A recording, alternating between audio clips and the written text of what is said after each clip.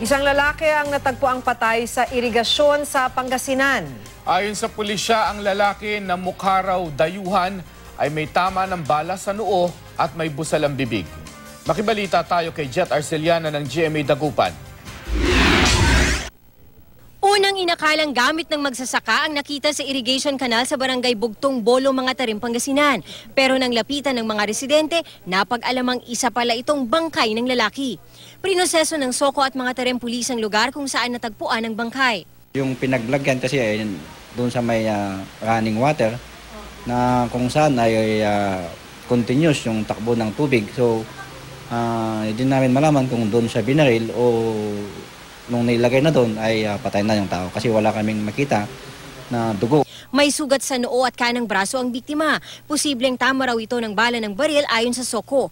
At sa estado ng bangkay nito, maaaring madaling araw daw pinatay ang biktima bago ito nakita mag-aalas 8 ng umaga kahapon. Hindi pa nakikilala ang biktima. May busal siya sa bibig na gray tape. Parang packaging tape sa bunganga.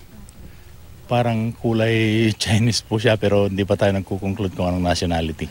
Tanging 100 pisong cash lang ang nakita sa kanyang bulsa. Tinatayang nasa edad 35 ang biktima, 4 feet 7 inches ang taas. Malaki ang pangangatawan at maputi. Naka-gray stripes siyang t-shirt, light brown shorts at nakatsinelas. Yung mga tao dito, yung mga kalapit kong barangay, nandito yung mga tao na nagpunta dito, hindi rin nila kilala.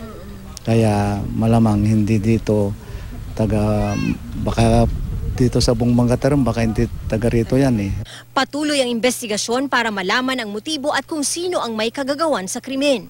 Jet Arceliana, Nagbabalita, Pilipinas.